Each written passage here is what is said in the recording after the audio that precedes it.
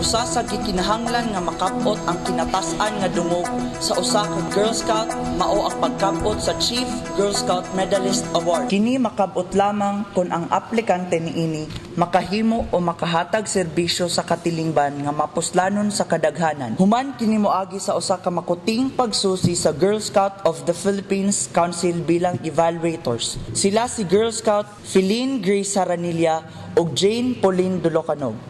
Mga aplikante alang sa Chief Girl Scout Medalist o kon CGMS ug maoy nangulo sa proyekto nga nahimutang sa barangay size ding Dakbayan, tinabangan sa mga nagkalain-laing pundok ug mga NGOs. Si Haranilla maoy nagpaluyo sa beautification project tapad sa daycare center sa nasangpit nga barangay.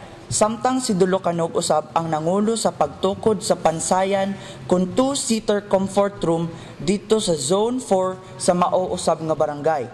Mga proyekto alang sa kalikupan. Gihimo ang seremonya sa pag-turnover sa maong mga proyekto dito sa SP Session Hall ni adtong Mayo 23, 2013 ngadto sa mga superior sa mga Girl Scouts nga sila Troop Leader Glenda Arañez ug Division Superintendent Cynthia Dimavivas.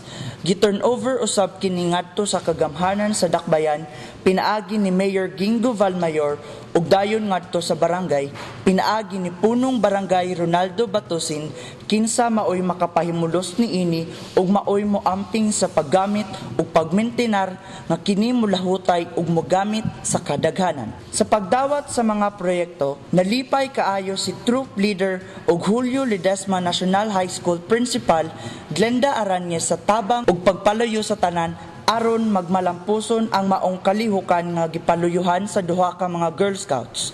Si Division School Superintendent Cynthia Dimavivas mipahibalo nga ang duha ka mga Girl Scouts mahatagan sa pinakataas nga dungog bilang CGMS ug ang igsuong babaye ni Presidente Aquino ang mohatag niini sa umaabot nga bulan sa Oktubre karong tuiga dito sa kauluhan diin kasagaran ang unang ginang sa nasod unta ang mohatag sa pasidungog. I'm very happy because these two girls were well brought up maybe by the parents and they were able to come up with this project and at the same time give their all to Girl Scouting. Si Mayor Gingo Valmayor usab ang nagkanayon nga dako kaayong garbo sa Dakbayan sa San Carlos nga makabaton sa duha ka mga Girl Scouts sama kanila ni Feline Grace ug Jane Pauline tungod sa mahimo niining kontribusyon nga mapuslanon kaayo sa katilingban ug nang hinaot siya nga unta magsilbi silang inspirasyon sa ubang kabataan. What we will need first,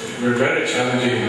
We look forward that this will be an inspiration to others so that we all were hoping that, as mentioned also by Ma'am Dimavivas, we will be having more of your guys